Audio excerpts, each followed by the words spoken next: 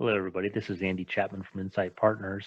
And if you're designing an HVAC system for a building and are using a dedicated outside air system, what condition should you deliver the air to the building? How dry does the air need to be to keep your building at 75 degrees and 15% relative humidity? Well, if you read the ASHRAE guide for buildings in hot and humid climates, you're going to see that the federal facility standard requires drying all ventilation air below a dew point of 50 degrees at all times. And this allows the ventilation air to act like a sponge to absorb the humidity loads generated by the people in the space.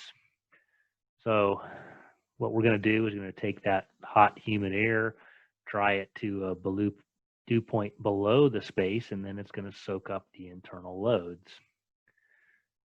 This is talked about in the humidity control design guide. It's also talked about in, obviously the ASHRAE guide for buildings in hot, humid climates.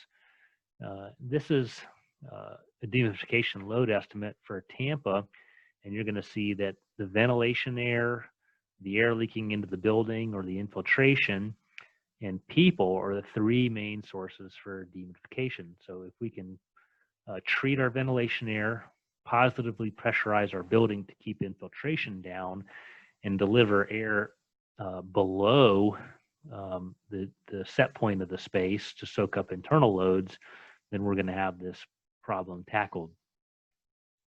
So if we're trying to figure out how much load is going to be generated in the space, we'll use the ASHRAE handbook to figure out what the latent gain is per hour per person.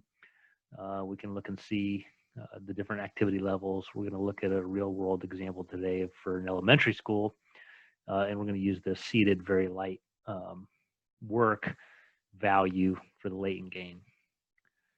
So our latent gain is equal to 0.68 times the CFM times your grain depression.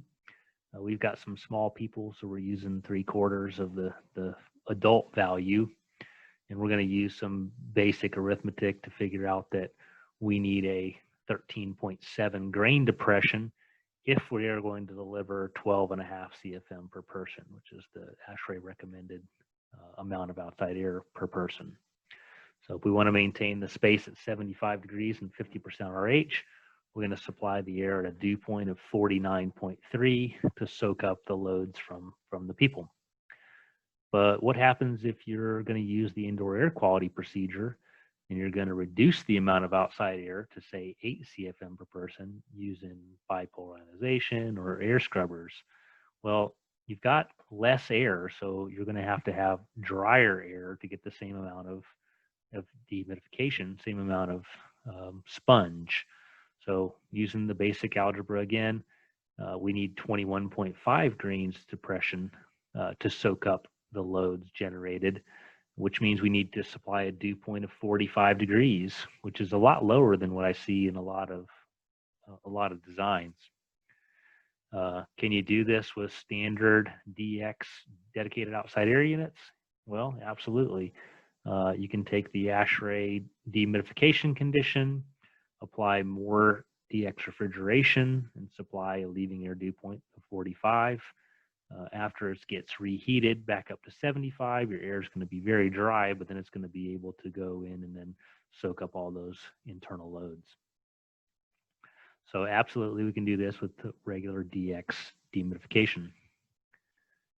All of this is part of our step-by-step process that I lay out in our dedicated outside air unit design seminar. If you'd like an in-person seminar or a webinar, please let me know, and I would set something up. And thanks for listening.